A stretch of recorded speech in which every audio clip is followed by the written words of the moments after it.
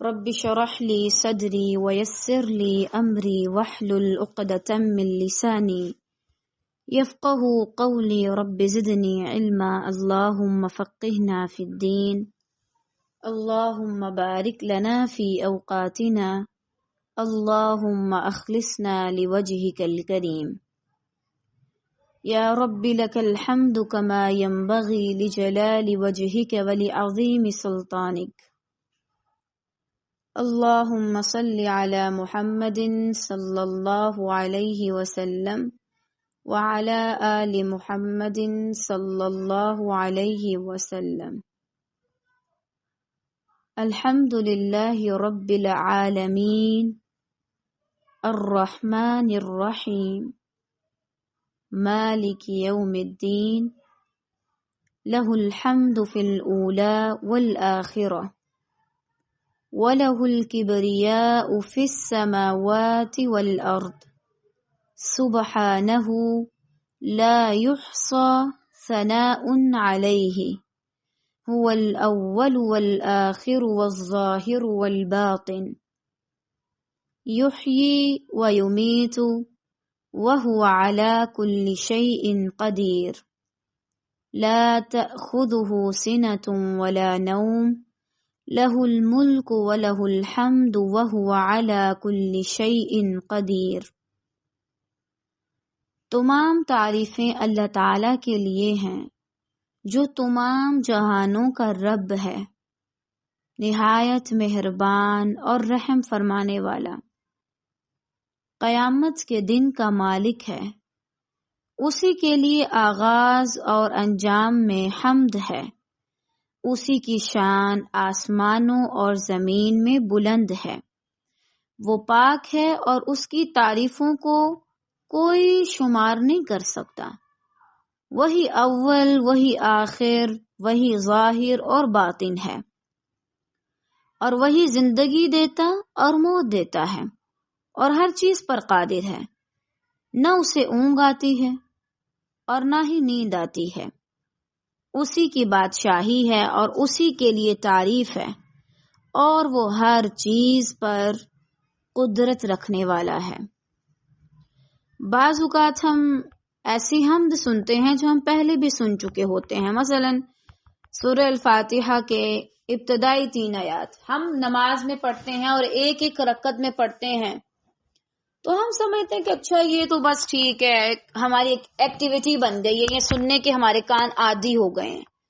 حالانکہ اگر ہم اس کے معنی مفہوم کو دیکھیں تو ہم حیران رہ جاتے ہیں کہ سبحان اللہ، یہ کتنا واضح مفہوم رکھتے ہیں، وسیع مفہوم رکھتے ہیں۔ انسان جتنی بار اس کو پڑھتا ہے اتنی بار کوئی نہ کوئی الگ چیز اس کے دماغ میں آتی ہے، کوئی نہ کوئی الگ چیز اس کے اوپر اثر کرتی ہے۔ بہرحال ہم پڑھ رہے تھے پارہ 19 سورۃ النمل اور موسیٰ علیہ السلام کا قصہ۔ یقیناً اس سے ہمیں ہمیشہ بہت کچھ سیکھنے کو ملتا ہے، یہی وجہ ہے کہ اللہ تبارک و تعالی ہر کچھ آیات کے بعد موسیٰ علیہ السلام کا تذکرہ فرماتے ہیں۔ اب کل کی آیت میں ہم نے دیکھا تھا کس طریقے سے موسیٰ علیہ السلام کو اللہ الحکیم ایک حکمت اور ایک اندازے کے ساتھ ایک خاص پلاننگ کے تحت جو آلریڈی ہو چکی تھی، آلریڈی ہوئی تھی کہ ایسا ہی ہوگا، ان کو لے کر کے آتے ہیں اور رات کے پہر میں وہ دنیاوی روشنی کی تلاش میں آتے ہیں، لیکن اللہ تعالی ان کو ایمانی روشنی اور ایسی روشنی عطا کرتا ہے کہ جس سے باقی تمام لوگ بھی روشن ہو جائیں، جس سے حق اور باطل الگ الگ ہو جائے۔ اب اس کے بعد اللہ تعالیٰ نے ان سے کہا تھا کہ آپ اس عصا کو پھینک دیجئے، اور پھر ہم نے دیکھا موسیٰ علیہ السلام کیسے وَلَّا مُدْبِرًا وَلَمْ يُعَقِّبْ، بھاگے اور پیچھے مڑ کے بھی نہیں دیکھا۔ اب اللہ تعالیٰ نے ان سے کہا تھا لا تخف انی لا یخاف لدی المرسلون، میرے پاس میرے بندے ڈرا نہیں کرتے۔ ایک بندہ اللہ سے ڈر سکتا ہے، لیکن اللہ کے ہوتے ہوئے وہ ایسی وحشت محسوس نہیں کر سکتا کہ وہ اپنے اوپر کنٹرول کھو دے. اور جتنا زیادہ اس کا ایمان مضبوط ہوگا اتنا زیادہ اس کے اندر سے یہ وحشت نکلنا شروع ہو جائے گی. دیکھیں، ایک یہ ہے ڈرنا، اور ڈر کے ساتھ ساتھ امید کا ہونا. اب مثلا اگر کوئی شخص کہتا ہے میرا دل کرتا ہے میں اللہ سے ملوں لیکن مجھے ڈر لگتا ہے، یہ چیز تو ٹھیک ہے. لیکن اگر کوئی شخص کہ میں کبھی اللہ سے ملوں ہی نہ، کیوں اس کو شوق نہیں ہے؟ اللہ تعالیٰ ایسا تو نہیں ہے کہ معاذ اللہ وہ کوئی ظالم ہے اور خدا نہ خواستہ وہ آپ پر ظلم کرے گا جس کی وجہ سے آپ معاذ اللہ، یہ دیکھیں اس کو کہتے ہیں کسی سے وحشت کھانا. استغفر اللہ. وحشت میں کیا ہوتا ہے؟ آپ کسی سے دور بھاگتے ہیں، جبکہ روب اور کسی کا ڈر ایک الگ چیز ہے. تو اگر کوئی شخص اس طرح کے الفاظ استعمال کر رہے مناسب نہیں ہے. آپ کو اللہ تعالیٰ سے محبت بھی ہو اور ڈر بھی ہو ایٹ اے ٹائم. اب ایک اور چیز ہے، اللہ تعالیٰ نے کہا کہ میرے پاس میرے بندے نہیں ڈرتے. آگے آیا 11 سے انشاءاللہ ہم دیکھیں گے اللہ تعالیٰ نے ایک قسم کے لوگ بتائے ہیں جو ڈرتے ہیں. اللہ تعالیٰ کو سارا پتہ ہے. إِلَّا مَنْ ظَلَمَ ثُمَّ بَدَّلَ حُسْنًا بَعْدَ سُوءٍ فَإِنِّي غَفُورٌ رَحِيمٌ. لیکن جو لوگ ظلم کر لیں، یعنی ظالم کو تو خوف ہونا چاہیے کہ اللہ تعالیٰ اس کی گرفت نہ کر لے. ایک تو یہ معنی ہے کہ جو لوگ اللہ کی نافرمانی کرتے ہیں انہیں اللہ سے ڈرنا چاہیے، اور دوسرا یہ کہ وہ شخص جس نے ظلم کیا ہوتا ہے، جس کو پتا ہوتا ہے میں نے کوئی آج تک اچھا عمل نہیں کیا، وہ اللہ تعالیٰ سے پھر ڈرتا ہے، وہ اللہ کے پاس جانے سے ڈرتا ہے. حالانکہ اللہ تعالیٰ کے ہاں تو سب تحفظ میں محسوس کرتے ہیں. انسان محسوس کرتے ہیں میں کسی بڑی ٹائٹ سیکیورٹی میں آ گیا، اب کوئی میرا کچھ نہیں بگاڑ سکتا.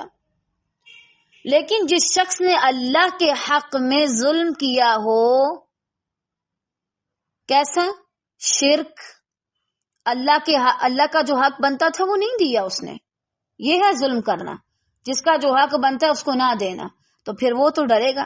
مثلا میں کسی سے ملی ہوں پہلی بار اور مجھے پتا میں نے اس کے حق میں کوئی کمی نہیں کی، میں اس کے ساتھ بڑے اچھے طریقے کے ساتھ اعتماد کے ساتھ ملوں گی، مجھے کوئی خوف نہیں ہوگا، ریلیکس ہوں گی میں. لیکن اگر میں نے کسی کے گھر میں چوری کی ہے یا کسی کی میں نے کوئی چیز چوری کی ہے، اب میں اس کے سامنے جانے سے ڈروں گی کہ نہیں؟ میں ڈروں گی کہ بھائی میں نے اس عورت کی تو میں نے فلاں چیز چوری کی ہوئی ہے، اب میں اس کا سامنا کیسے کروں؟ جو چور ہوتا ہے وہ ڈرتا ہے، پھر وہ کہتا ہے میرا کبھی اس سے سامنا ہی نہ ہو. آج بھی آپ دیکھیں طالبات، وہ لوگ جنہوں نے نافرمانیاں کی ہوتی ہیں نا، ایک تو یہ ہے توبہ کر لینا، آگے اللہ تعالیٰ اس کی بھی بات کریں گے.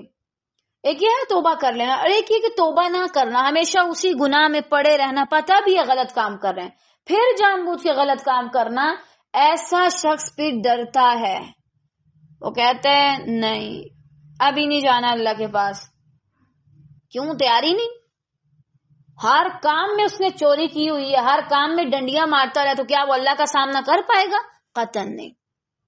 آپ بھی ذرا دیکھیں آپ کیوں ڈرتے ہیں. کیا آپ کے اندر یہ شوق ہے میں اللہ سے ملوں؟ کیا آپ کا دل چاہتا ہے میں اللہ سے ملاقات کروں؟ اور کیا آپ اس کی تیاری کرتے ہیں؟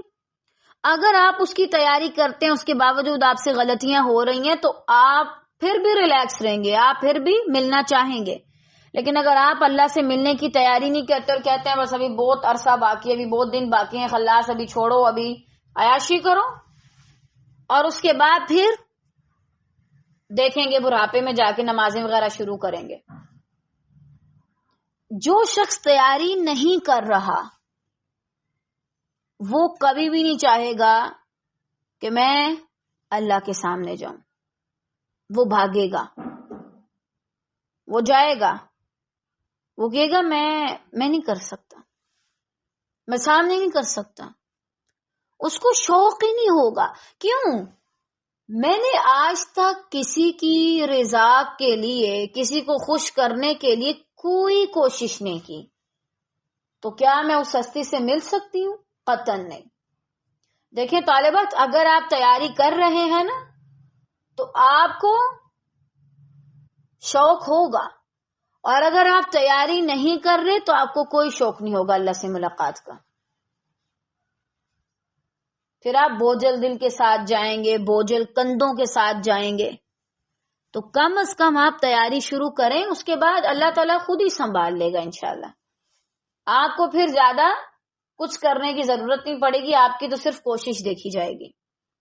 اور میں نے واقعی میں نوٹ کیا ہے، بعض اوقات ہم بہت اچھے سے نماز پڑھتے ہیں، اللہ سے محبت کرتے ہیں، ہماری اللہ سے محبت زیادہ ہو رہی ہوتی ہے، اس ٹائم کیا دل کر رہا ہوتا ہے؟ بس چھوڑو سارا کچھ، دل کرتا ہے بندہ ابھی جا کے اللہ سے ملے۔ اور جن دنوں انسان غلط کام کر رہا ہوتا ہے ان دنوں انسان بچ رہا ہوتا ہے، پکڑ نہ ہو جائے، کیونکہ اتنا یقین الحمدللہ تمام مسلمانوں کے اندر ہے کہ اللہ تعالیٰ پکڑ کرے گا اور اچھی خاصی کرے گا۔ پھر جب پتا ہو کہ کہیں جا کے، یہ تو نہیں کہ نانوں کا گھر ہے بس جاؤ اور جا کے جو مرضی کرو، کوئی پوچھنے والا نہیں۔ اللہ کے ہاں اگر جانا ہے تو اس طریقے کے مطابق زندگی گزار کے جانا ہے جو اللہ تعالیٰ نے جیسی کہی ہے۔ مثلا دیکھیں، ایک بچہ ہے، ماں 2 بچوں کو بیچتی ہے، دونوں بچوں کو کچھ پیسے دیتی ہے اور کہتی ہے اس کے بدلے اتنی چیز لے آنا، لیکن خیال رکھنا رستے میں میلے وغیرہ لگے ہیں اور نئی چیزیں آئی ہیں مارکیٹ میں، اگر وہاں پر گئے تو تمہاری خیر نہیں، سیدھا جانا ہے، وہ چیزیں لا کے اتنے وقت میں تم نے واپس آنا ہے۔ اب جو بچہ وہ چیزیں جلدی جلدی اکٹھی کرے گا اور اپنے پاس، اس کے پاس سامان آ جائے گا تو وہ تو خوشی خوشی گھر کو آنا چاہے گا کہ ہاں میں جاؤں، میری والدہ خوش ہوں گی۔ اور جس نے جا کے میلوں میں اور مارکیٹ میں ادھر ادھر ہاتھ پاؤں مارنا شروع کر دیا اور وہ رقم جو اس کو کسی اور چیز کے لیے دی گئی تھی اور وہ وقت اس نے کہیں اور پہ برباد کر دیا، تو پھر وہ چاہے گا وہ گھر ہے۔ ایسے بچے ابھی بھی آج کے دور میں بھی نا باہر چھپ جاتے ہیں، وہ نہیں آتے گھر کو، پھر بندہ ڈھونڈتا رہے ان کو، وہ آنے ہی نہیں چاہتے۔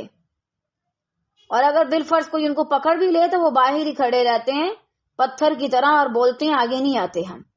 یہی حال ہے ان 2 بندوں کا، ایک نے اللہ کے بتائے ہوئے رستے کے مطابق چل کر ویسی ہی زندگی گزاری تو اللہ تعالیٰ سے وہ ملنا چاہے گا، اور دوسرا وہ شخص جس نے کوئی کوشش نہیں کی اور وہ بھول گیا کس مقصد کے لیے تھا، لہذا پھر تو وہ ڈرے گا۔ صحیح، تو آج کل یہ جو ہمیں زیادہ تر وحشتیں ہوتی ہیں نا، ہم ڈرتے رہتے ہیں ہائے مجھے کچھ ہو نہ جائے، وہ اسی وجہ سے ہے کیونکہ ہمارے اللہ کے ساتھ معاملات درست نہیں ہیں۔ ورنہ اللہ تعالیٰ تو ظالم نہیں ہے، اللہ تعالیٰ سے تو الگ طرح کی محبت ہے۔ اللہ کی محبت تو وہ ہے جو ہمارے دلوں میں رکھی گئی ہے، اللہ کی محبت ہمارے دلوں میں موجود ہے۔ اگر اللہ کا ڈر ہے ہمارے دلوں میں تو اللہ کی محبت بھی ہے۔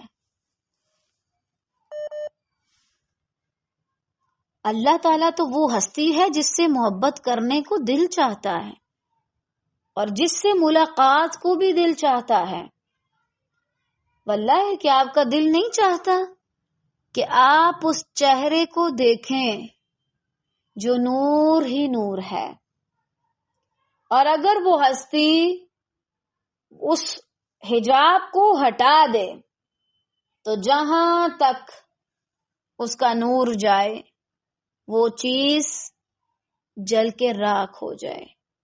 کیا آپ نہیں چاہیں گے کہ آپ اس رب کو دیکھیں، آپ بالکل اس کے سامنے جائیں اور آپ اس سے بات کریں؟ یعنی یہ وہ چہرہ ہے اچھا جس کے لیے میں صبر کرتی تھی، اچھا یہ ہے وہ چہرہ، یہ ہے وہ ہستی جس کے سامنے میں سجدہ کرتی تھی، حالانکہ میں نے اسے کبھی دنیا میں نہیں دیکھا تھا۔ بڑی انٹرسٹنگ چیز ہے طالبات، ڈر اپنی جگہ لیکن شوق اپنی جگہ، اللہ سے اچھی امید رکھیں۔ کوئی ضرورت نہیں اللہ سے بھاگنے کی، کہاں جائیں گے اللہ سے بھاگ کے؟ آپ خود امیجن کریں، اگر بالفرض علی سبیل المثال مثال کے طور پہ ہماری کئی اساتذہ ہوتی ہیں نا جنہوں نے ہمیں آن لائن پڑھایا ہوتا ہے، جب وہ ہمارے سامنے آتے ہیں ہم حیران ہو جاتے ہیں، اچھا یہ ہے ہماری استاذہ، یہ ہے، اچھا یہ ہے جو ہمیں پڑھایا کرتی تھی، ان کی آواز سنا کرتے تھے ہم۔ اللہ رحم کرے، ہم بھی اپنے بہت سے اساتذہ سے ایسے ملے، کوئی بڑی الگ قسم کی فیلنگ تھی۔ تو کتنی یونیک فیلنگ ہے کہ آپ اپنے رب سے ملیں، یعنی وہ ہستی جس نے آپ کو تمام خیر مہیا کی، آپ کو کھانے کو دی، آپ کو سانسیں دی، صحت دی، واللہ مجھے ایسے ہاتھ، میرا ایک پورا جسم بنایا، میرا چہرہ بنایا،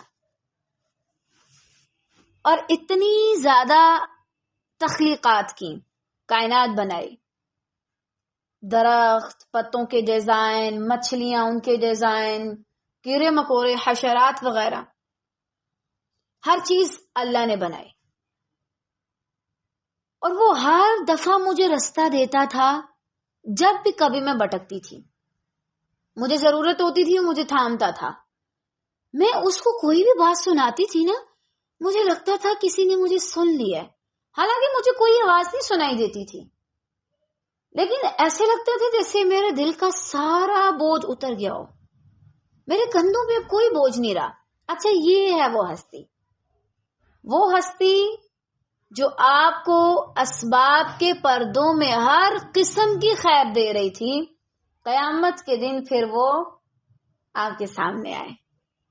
اللہ اکبر الاکبر، اللہم انی اسألک لذت النظر الى وجہک والشوق الى لقائک۔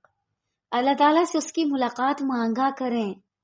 آپ کو پتہ ہے طالبات، جنت میں گیا ہوا ہر شخص اللہ کا دیدار نہیں کر سکے گا۔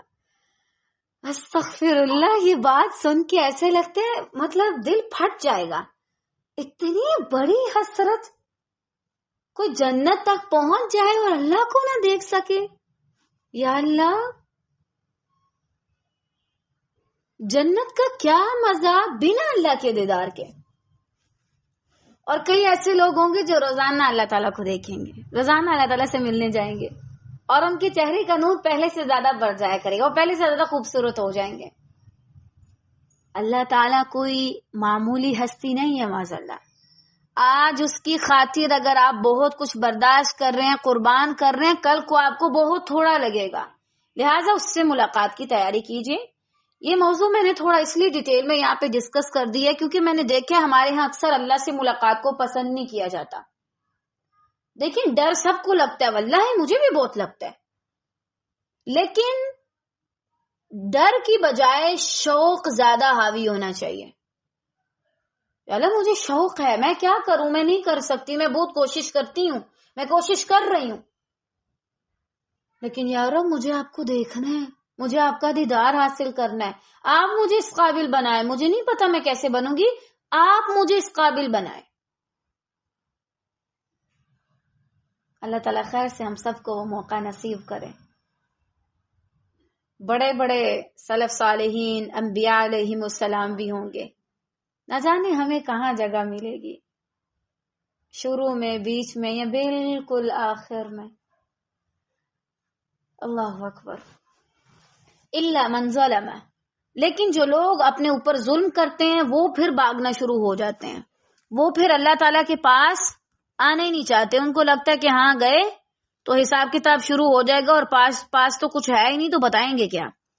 ثم بدل حسنا بعد سوء، پھر اس کے عوض نیکی کریں اس برائی کے پیچھے، تو میں بھی بخشنے والا مہربان ہوں، یعنی ظالم کی توبہ بھی قبول کر لیتا ہوں۔ اچھا، آپ نے ایک چیز نوٹ کی ہوگی، جب ہم سے کوئی غلطی ہوتی ہے اور کوئی انسان کہتا ہے نا، بار بار ہمیں تانا دیتا ہے، یاد دلواتا ہے آپ نے یہ کیا تھا، یہ کیا تھا، کبھی کبھی انسان کا دل کرتا ہے اپنا سر دماغ پہ، جو اپنا سر ہے نا وہ دیوار پہ مار دے۔ یعنی یہ چیز اتنا زیادہ گناہ بھی بے سکون کرتا ہے۔ اگر کوئی بار بار تانے دینے والا اور بار بار آپ کا ماضی یاد کروانے والا ہو نا، تو وہ ایسا ہی ہے کہ جیسے کوئی شخص بیچارہ پہاڑ کے اوپر چڑھ رہا ہے اور کوئی اوپر بیٹھا پتھر پھینکتا جائے تاکہ جو اوپر چڑھ رہا ہے وہ نیچے گر جائے۔ لیکن اللہ تعالیٰ نے اتنا بڑا فضل کیا. آپ امیجن کر سکتے ہیں آپ رب العالمین کے حق میں کمی کر رہے ہیں. آپ ایک پتے کو بھی دیکھ لیں جس نے وہ پتا بنایا اور ایسی یونیک طریقے سے کہ آپ حیران رہ جاتے ہیں. اس کی نرمی کو دیکھ کے، اس کی وہ جو جلد ٹائپ بنی ہوتی ہے اس کی ساخت کو دیکھ کے، اس کے اندر کے ڈیزائن کو دیکھ کے آپ حیران ہو جاتے ہیں. اللہ نے کیا کچھ بنایا ہے. صرف اگر ایک پتا لگائیں آپ، اگر آپ اسی میں غور و فکر کر لیں تو آپ حیران ہو جائیں اور آپ ساری زندگی اس پچھتاوے میں رہیں کہ میں نے کس کے حق میں کمی کی ہے. لیکن اللہ تعالیٰ نے آپشن رکھا، ٹھیک ہے میں تمہیں معاف کر دوں گا. کبھی تانا نہیں دیا، حتیٰ کہ کبھی اس طرح کا خواب بھی نہیں آیا کبھی کسی کو کہ بھائی ہاں فلاں وقت میں تم ایسے تھے. اللہ تعالیٰ بالکل ایسے جیسے وہ آہستہ آہستہ ہمیں بھی بلا دیتے ہیں. ہم بھی بھول جاتے ہیں میں نے پچھلے سال یا اس سے پچھلے سال یا سے 5 سال پہلے میں نے کون کون سے گناہ کیے تھے. اللہ تعالیٰ بلا دیتا ہے. اور بعض روایات میں یوں بھی آتا ہے کہ اللہ تعالیٰ ان گناہوں کو ایسے کر دیتا ہے جیسے آپ نے نیکیاں کی ہیں، نیکیوں میں بدل دیتا ہے. کبھی آپ نے سنا ہے کسی نے کہا ہو کہ بھائی اچھا آپ نے مجھے گالی دی تھی؟ نہیں، آپ نے تو مجھے بڑے اچھے لقب سے پکارا تھا. آپ کی برائی کو نیکی میں بدل دے، کبھی نہیں ہوتا. اللہ تعالیٰ آپ کی برائی کو نیکی میں بدل دیتے ہیں اگر آپ سچے بن کے آ جائیں تو. اور ہو سکتا ہے اللہ تعالیٰ فرشتوں کو بھی بلوا دیتا ہو، کسی فرشتے کو یاد ہی نہ رہتا ہو اس بندے نے توبہ کی ہے یا اس سے پہلے اس نے کون کون سے گناہ کیے تھے. وہ رب ہے، ہر چیز پر قادر ہے. لیکن افسوس ہے ان لوگوں پر جن کو پتا چل چکا کہ ان کا رب بڑے چھوٹے چھپے ظاہر ہر قسم کے گناہوں کو معاف کر رہا ہے، اور وہ پھر بھی ہاتھ پہ ہاتھ دھرے بیٹھے ہیں، اور وہ پھر بھی اللہ کی طرف نہیں جا رہے، اور وہ پھر بھی اپنی اصلاح نہیں کر رہے. کس چیز کے انتظار میں ہیں وہ لوگ؟ ہمیں بھی پتا چلے. آپ کو پتا چل جائے کہ اس شخص کے ساتھ جو میں نے زیادتی کی تھی بڑا میرا قریبی تھا، آج وہ بڑے اچھے موڈ میں اور کہہ رہا ٹھیک ہے میں سب کو معاف کر دوں گا، آپ کیسے بھاگے بھاگے جائیں گے؟ افسوس یہ کہ آپ کو پتا چل گیا اللہ رب العالمین معاف کر دیتا ہے اور آپ معافی مانگنے نہیں گئے.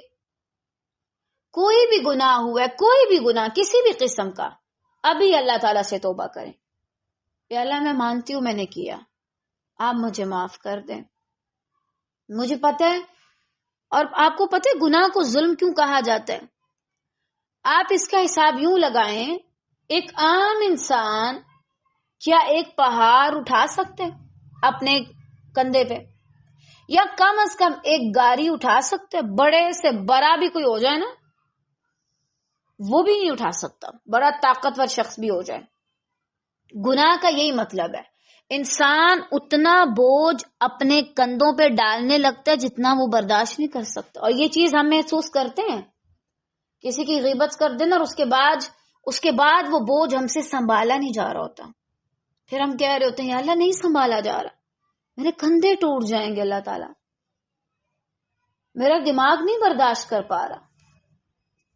چاہے غیر مسلم بھی ہو، انسان کے اندر اتنی طاقت نہیں ہے کہ وہ گناہوں کا بوجھ اٹھا سکے.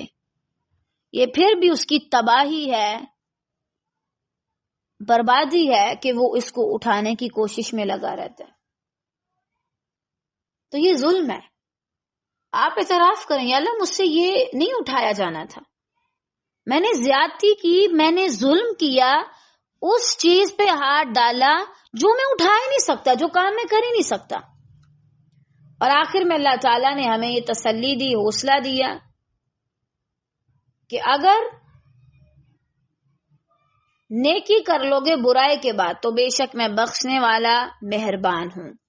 خلاص جب اللہ رب العالمین نے کہہ دیا معاف کر دے گا تو کسی اور کا کوئی حق نہیں کہ وہ آ کر ہمیں کچھ کہے، حتیٰ کہ وہ ہمارا شوہر ہو، ہماری بیوی ہو، یا ہمارے بچے ہوں، یا ہمارے والدین ہوں، یا ہمارے دوست ہوں، یا ہمارے قریبی لوگ ہوں، حتیٰ کہ ہمارے اسٹوڈنٹس ہوں، یا حتیٰ کہ ہمارے اساتذہ ہوں. جب اللہ نے کہہ دیا فَإِنِّي غَفُورٌ رَحِيمٌ تو بس ٹھیک ہے، اللہ تعالیٰ معاف کر دے گا. وَأَدْخِلْ يَدَكَ فِي جَيْبِكَ تخرج بيضاء من غير سوء في 9 آيات إلى فرعون وقومه إنهم كانوا قوما فاسقين. اب یہاں اللہ تعالیٰ موسیٰ علیہ السلام کو دوسرا معجزہ دیتے ہیں. آپ کو پتہ ہے پیچھے جو آیت میں اللہ تعالیٰ نے ظلم کی بات کی، موسیٰ علیہ السلام سے ایک جانے انجانے میں قتل ہوا تھا. اللہ تعالیٰ نے وہ بھی بتا دیا کہ میں بخش دوں گا، میں بخشنے والا ہوں. ممکن آپ یہ بھی مراد دے سکتے ہیں. اس کے بعد اللہ تعالیٰ نے فرمایا اور اپنا ہاتھ اپنے گریبان میں ڈال دو. یہ معجزہ کس کو مل رہا ہے؟ جو شخص جانے انجانے میں اس کا ارادہ غلط نہیں تھا، لیکن ایک کام عجیب ہو گیا اور بھاگ گیا، اور اللہ تعالیٰ نے کیسے پھر اس کو چنا اور پھر اس کو معجزات عطا کیے. تو ضروری نہیں ہے وہی لوگ نیکی کا کام کرتے ہیں، دین کا کام کرتے ہیں کہ بھائی جو بڑے نیک ہوتے ہیں. نہیں، یا یہ بھی نہیں ہے کہ جو دین کا کام کرتے رہتے ہیں وہ نیک بن جاتے ہیں. نیک ہم میں سے کوئی نہیں، ہم صرف نیک بننے کی کوشش کر سکتے ہیں. ٹھیک ہے نا؟ ہم نیک نہیں ہیں. اگر کوئی خود کو نیک کہتا ہے تو وہ دھوکے میں ہے. ہم صرف نیک بننے کی کوشش کر رہے ہیں. کبھی ہم کامیاب ہو جاتے ہیں، کبھی ہم ناکام ہوتے ہیں، لیکن اللہ تعالیٰ چنتا ہے، اس کی قدر کرنی چاہیے. اللہ تعالیٰ نے فرمایا اپنا ہاتھ اپنے گریبان میں ڈالو، وہ سفید چمکیلا ہو کر نکلے گا بغیر کسی عیب کے. اب آپ کو پتا ہوگا جو برس کی بیماری ہوتی ہے اس میں یوں ہوتا ہے کہ انسان کی اوپر والی اسکن اتر جاتی ہے اور نیچے بہت وائٹ سا ہو جاتا ہے. اللہ تعالیٰ کہتے ہیں کوئی بیماری یا کوئی عیب کی بات نہیں ہے، یہ تمہارا دوسرا معجزہ ہے. اس سے کیا ہوگا؟ یہ ایک معجزہ ہے. اس سے ہوگا یہ کہ تمہارا جو ہاتھ ہے جب تم نکالو گے اپنی بغل سے گریبان سے تو وہ سفید چمکیلا ہوا ہو کر نکلے گا. اب موسیٰ علیہ السلام کو یہ والا معجزہ کیوں دیا گیا؟ کیونکہ ان کی دور میں، ان کی قوم میں جادوگری بڑی مشہور تھی. یہ جادو نہیں تھا ماشاءاللہ، لیکن تقریباً اس چیز کو وہ جادو سمجھتے، لیکن جب انہوں نے دیکھا یہ ایک یونیک چیز ہے، یہ تو ہم نہیں کر سکتے، تو پھر وہ سارے عاجز آ گئے. کسی بھی نبی کے دور میں جو چیز بہت زیادہ ٹاپ پہ ہوتی ہے نا، بڑی مشہور ہوتی ہے اور تقریباً سب اس کے پیچھے ہوتے ہیں، اللہ تعالیٰ اسی سے ملتا جلتا معجزہ دیتے ہیں اپنے انبیاء کو. تو بہرحال تو 9 نشانیاں لے کر فرعون اور اس کی قوم کی طرف جا، یقیناً وہ بدکاروں کا گروہ ہے. یہ 9 نشانیاں اللہ تعالیٰ نے موسیٰ علیہ السلام کو عطا کی تھیں. اس میں مختلف معجزات تھے، ایک عصا، لاٹھی، اور اس کے علاوہ اور بھی چیزیں تھیں. اور جو ان کی اقوام پر بعض عذاب آئے تھے نا، مینڈک، جوؤں کا، خون کا، وہ بھی معجزات میں آتے ہیں. ٹھیک ہے؟ کیونکہ وہ بھی ایسی چیزیں تھیں کہ کسی کو سمجھ نہیں آ رہی تھیں، اور بار بار پھر انہوں نے کہا اچھا ہمارے اوپر سے چیزیں ہٹا دو تو ہم ایمان لے آئیں گے. بہرحال وہ بھی معجزات میں کاؤنٹ کیے جاتے ہیں. تو اللہ تعالیٰ نے یہ 9 نشانیاں لے کر فرعون اور اس کی قوم کی طرف بھیجا، لیکن وہ پھر بھی نہیں مانا. اب دیکھیں جس نے نہیں ماننا ہوتا نا، اس کے پاس اب 9 نشانیاں لے کے جائیں یا 90، وہ نہیں مانتا. کیوں؟ فرعون کیوں نہیں مان رہا تھا؟ کون سا فسق تھا ان لوگوں کے اندر؟ تکبر. آپ کو پتہ ہے تکبر والا شخص کسی کا سگا نہیں ہو سکتا، اور نہ ہی وہ لوگوں کے ساتھ گل مل سکتا ہے. آپ اس میں ابلیس کی مثال لیجئے. ابلیس فرشتوں کے ساتھ رہا لیکن اس کی ان کے ساتھ بھی نہیں بنی. متکبر شخص لوگوں کے ساتھ نہ تو گل مل سکتا ہے اور نہ ہی ان کا اثر لے سکتا ہے اور نہ ہی اپنا اثر دے سکتا ہے، کیونکہ وہ خود کو بہت بڑا سمجھ رہا ہوتا ہے. اب دیکھیں ابلیس فرشتوں کے ساتھ رہا لیکن ان کے اندر گل مل نہیں سکا. یہ بھی نہیں کہ چلو سب نے سجدہ کر دیا، چلو لگتے ہاتھ میں بھی کر دوں. ساتھ ملنے کا فائدہ یہ بھی ہوتا ہے نا، بعض اوقات آپ کا کام کرنے کو دل نہیں کر رہا ہوتا، آپ کہتے ہیں چلو دوسرے کر رہے ہیں میں بھی کر لوں، دیکھا دیکھی. لیکن وہ کسی کو اپنے لیول کا سمجھتے نہیں تھا. اس نے کہا سب نے کر لیے، نہ بھائی میں تو نہیں کرتا. تکبر تھا اس کے اندر. تو تکبر والا شخص نہ لوگوں کا سگا ہوتا ہے نہ اپنا، اور وہ کہیں بھی چلا جائے وہ لوگوں میں گل مل نہیں سکتا، کیونکہ وہ خود کو کوئی بہت بڑی چیز سمجھ رہا ہوتا ہے. تو یہ فرعون اور اس کی قوم سب کے اندر یہ چیزیں تھیں. فرعون خود کو رب سمجھتا تھا، فسق کے اعلیٰ درجے پہ تھا، اور اس کی قوم اندھی تقلید کی حامل تھی. فرعون نے جو کہہ دینا بس مان لینا. حالانکہ یہ عذاب جو آئے تھے 9 معجزات میں سے کچھ عذاب ان پر مسلط کیے گئے تھے، ان سب سے یہ لوگ گزرے تھے. جب وہ عذاب میں مبتلا ہوتے توبہ کرتے، اس کے بعد دوبارہ سے یہی کرتے. جب دلوں میں تکبر ہو تو ایمان نہیں آ سکتا. آپ ایٹ اے ٹائم، تکبر کیا ہے؟ اپنی غلامی، اپنے نفس کو، اپنے آپ کو بڑا سمجھنا. ایٹ اے ٹائم یا تو آپ اللہ کو بڑا سمجھ سکتے ہیں یا آپ خود کو بڑا سمجھ سکتے ہیں، یا آپ اللہ کے بندے بن سکتے ہیں یا آپ اپنے غلام بن سکتے ہیں. فیصلہ آپ کا. ایک ٹائم میں آپ کو ایک ہی ہو سکتے ہیں. اسی لیے میں حیران ہوں، قرآن مجید میں اللہ تعالیٰ نے 2 بار تقریباً یہ موضوع جو ہے نا مضمون ڈسکس کیا ہے. کیا آپ نے اس شخص کو دیکھا؟ من اتخذ الہہ ہواہ افانت تکون علیہ وکیلا، جس نے اپنے نفس کو، خواہشات نفس کو اپنا معبود بنایا. کیا آپ اس پر کوئی کارساز، اس کی کوئی وکالت کر سکتے ہیں؟ قطعاً نہیں. تو اپنے اندر سے یہ چیزیں نکالیں. اتنا قرآن پڑھنے کے بعد اگر آپ کہتے ہیں مجھے ابھی اتنا علم نہیں، تو آپ صحیح ہیں، آپ کا دل شفا پا رہا ہے قرآن سے. اور اگر آپ خود کو کوئی بڑی چیز سمجھ رہی ہیں تو آپ کا دل مزید بیمار ہو رہا ہے. تو آپ فی الحال اپنی بیماری کا علاج کریں اور قرآن مجید کو یہیں پہ سٹاپ کریں، اس سے پہلے آپ کی بیماری اور بڑھ جائے. اور سب سے برا تکبر علم کا تکبر ہے.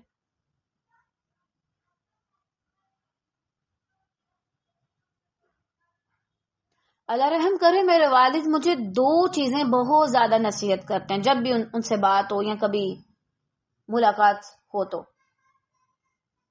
ایک یہ وہ کہتے ہیں کہ جس دن تم نے یہ کہہ دیا کہ مجھے سارا کچھ آتا ہے تو تمہاری ساری تعلیم بیکار. جب تمہارے اندر یہ والی انا آ گئی کہ مجھے بہت کچھ آتا ہے اور تم کچھ نہیں سیکھ پاؤ گی. اور واقعی میں جب ہمیں لگتا ہے نا ہمیں تو سارا کچھ آتا ہے، پھر ہم کچھ نہیں سیکھ پاتے. میں نے بہت سے لوگوں کو دیکھا، اپنے فیلوز کو بھی، وہ جب آتے ہیں پڑھنے کے لیے پتہ کیا کہتے ہیں؟ ہمیں سارا کچھ آتا ہے، سارا کچھ پتا ہے. یہی وجہ کہ دوسرے لوگ اسی 2-3 باتوں سے بہت سی نئی باتیں سیکھتے ہیں اور یہ بیچارے پرانوں پہ اکتفا کر کے بیٹھے ہوتے ہیں، اور جیسے آتے ہیں بے فیض ویسے بے فیض لوٹتے ہیں. کیونکہ ان کی آلریڈی یہ ان کی سوچ بنی ہوتی ہے کہ ہمیں سارا کچھ آتا ہے. یہی وجہ یہ کچھ نیا نہیں سیکھتے. اور سیکھنے میں صرف باتیں نہیں آتی، اللہ اکبر، سیکھنے میں بہت کچھ آتا ہے. سکھانے کا طریقہ، بات کرنے کا طریقہ، بہت سی چیزیں. اور الحمدللہ یہ چیزیں میں نے لکھی ہوتی ہیں، مجھے ہمیشہ نظر آتی رہیں، میری کتابوں پہ نظر آتی رہیں. پھر میرا اور پڑھنے کو دل کرتا ہے، میں اور پڑھوں، میں یہ بھی کتاب پڑھوں، یہ بھی کتاب پڑھوں. عاجزی نہیں اور علم ہے تو جاہل ہیں آپ. ابلیس کے پاس بھی بہت علم تھا، تکبر آ گیا. میں بہت حیران ہوتی ہوں، کسی چیز پر اتنی بری وعید نہیں تقریباً جتنی یہ تکبر پہ ہے. حتیٰ کہ مشرک کو بھی اللہ تعالیٰ جہنم میں ڈالیں گے، لیکن متکبر شخص کو ذلیل کر کے، روند کے، اوندا منہ جہنم میں پھینکا جائے گا. متکبر شخص کو. شرک والے کے اندر تو چلے ایمان ہے ہی نہیں نا، متکبر کے اندر ایمان بھی ہوتا ہے. تم اللہ کو مانتے ہو، اس کے باوجود اپنی ذات کو بھرا مان رہے ہو، کیسے؟ تو ہمیں ان چیزوں سے بچنا چاہیے. ٹھیک ہے.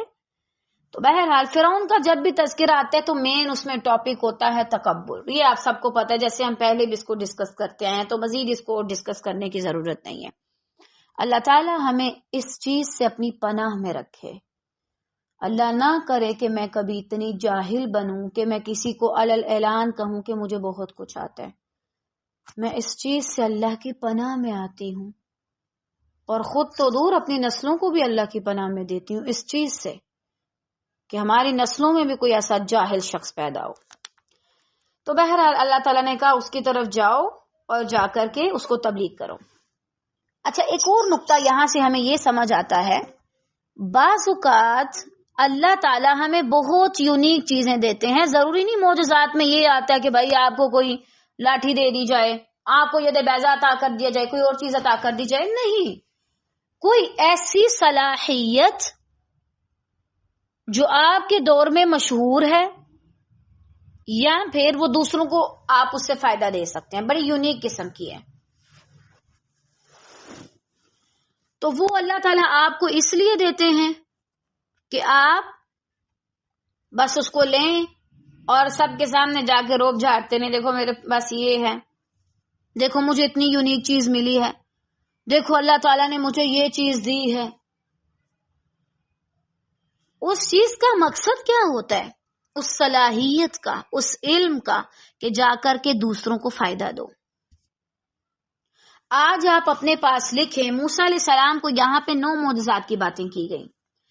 آپ کے لیے یہ ہوم ورک ہے، اور خاص طور سے فہم القرآن تدبر والوں کا جو گروپ ہے نا، انشاءاللہ آپ لوگوں کو تو میں خود بھی چیک کروں گی. خیر سے آپ کے انچارجز کو چاہیے کہ وہ آپ کو بار بار ریمائنڈر دیں اور آپ سے یہ والا کام کروائیں، چاہے زبردستی کروائیں، انشاءاللہ آپ کو فائدہ دے گا.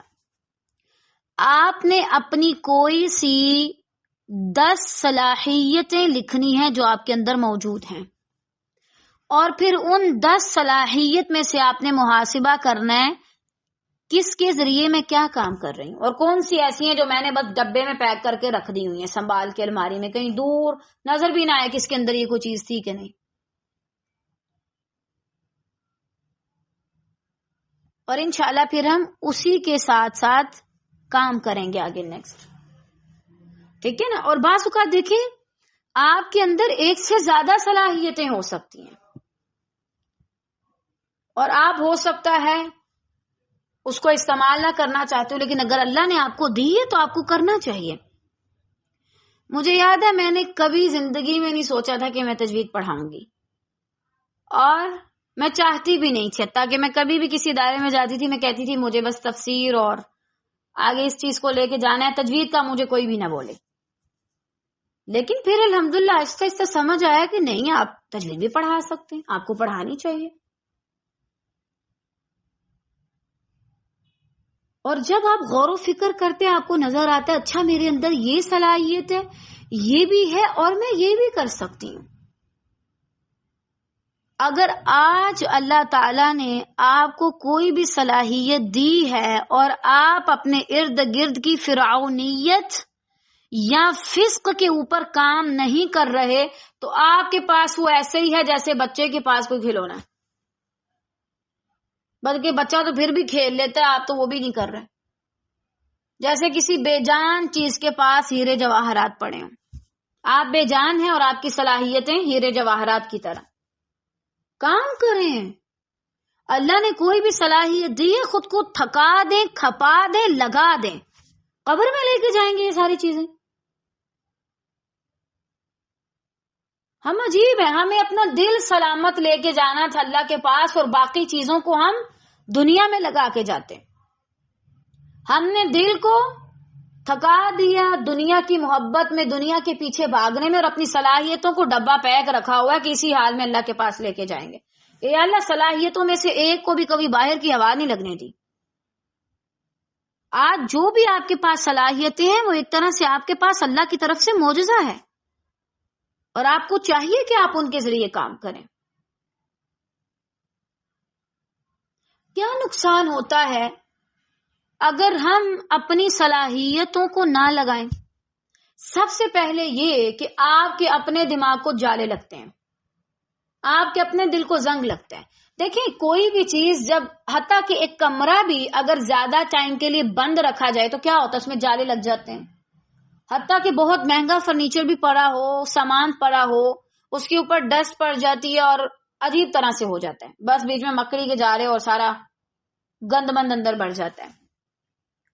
اسی طرح صلاحیتیں ہیں، اگر ان کو استعمال نہ کیا جائے اور مسلسل ان کو بند رکھا جائے تو ان کو بھی زنگ لگ جاتا ہے اور ان پہ بھی جالے پڑ جاتے ہیں، اور پھر وہ کسی کے کام کا نہیں رہتا، اور جالے اور زنگ لگنے کے بعد صفائی کرنا بڑا مشکل ہوتا ہے. بہت زیادہ وقت چاہیے ہوتا ہے، پھر آپ کو محنت چاہیے ہوتی ہے، مشقت چاہیے ہوتی ہے. پہلا تو یہ ہوتا ہے آپ کی اپنی صلاحیتوں کو زنگ لگ جاتا ہے، وہ کسی کام کی نہیں رہتی.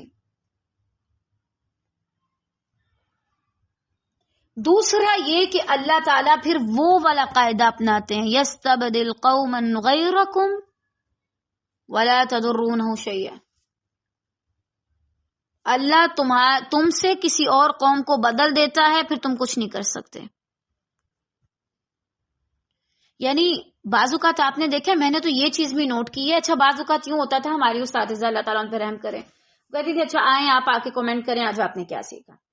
بعض اوقات میں کہتی تھی اچھا میں ابھی جاتی ہوں، شروع میں نا میں جاتی ہوں، اس کے بعد اچھا میں نہیں گئی، مجھ سے پہلے ایک لڑکی گئی، جو بات میرے ذہن میں آئی تھی وہی بات اس نے بہت اچھے انداز میں کی. میں کہوں اللہ تعالیٰ اچھا اگر میں اتنی سی بات بھی نہیں بتاؤں گی، اس میں خیانت کروں گی تو وہ کسی اور کے ذہن میں ڈال دی جائے گی. اور بس اسی چیز کو پھر آپ اپنے سامنے رکھیں. اگر میں نہیں کروں گی تو اللہ تعالیٰ میرے سامنے، میری آنکھوں کے سامنے کوئی اور آئے گا اور آ کر کے وہ کام کر رہا ہوگا اور میں کچھ نہیں کر سکتی. میں نہیں کہہ سکتی رکو یہ میرے ذہن میں آیا تھا، یا اگر اس کے ذریعے اور لوگ خیر پاتے ہیں تو میں نہیں کہہ سکتی میرے ذہن میں بھی آیا تھا تو بھائی آپ آ کے بولیں. ہم اپنا نقصان کر دیتے ہیں، ہم آگے نہیں بڑھ پاتے، ہم ناقدری کرتے ہیں. دیکھیں کوئی دوست بھی ہمیں کوئی گفٹ دے نا اور ہم اسے کہیں کہ میں نے وہ کب کا سنبھال کے رکھا ہوا، میں نے کبھی دیکھا ہی نہیں اس کی شکل بیچارے کی کیسی ہوئی ہے کیسی نہیں، اس کو بہت برا لگتا ہے کہ میں نے اس لیے تو نہیں دیا تھا تمہیں کہ وہ پڑا پڑا خراب ہو جائے، میں اس لیے دیا تھا تاکہ تم کھا لو استعمال کرو. تو کیا اللہ تعالیٰ کو یہ بات پسند آئے گی کہ اس نے کوئی صلاحیت آپ کو دی اور آپ اس پر ڈاکہ ڈال کے بیٹھ جائیں اور کبھی اس کو دیکھا بھی نہیں اور اس کو خراب ہونے کے لیے چھوڑ دیں؟ اللہ تعالیٰ کو بھی یہ بات پسند نہیں آئے گی. ان سب صلاحیتوں کے ساتھ اگر آپ کام کرنا چاہتے ہیں تو سب سے پہلے پہچانیں آپ کے اندر کیا صلاحیت ہے، آپ کے پاس کون سا معجزہ ہے جس سے آپ دین کا کام کر سکیں، فرعونیت کو ختم کر سکیں اور فسق و فجور کے خلاف آواز اٹھا سکیں. اللہ تعالی ہم سب کو عمل کرنے کی توفیق دے. آج کے لیے اتنے کافی ہے، باقی انشاءاللہ خیر سے ہم کل پڑھیں گے. بارک اللہ فیکم.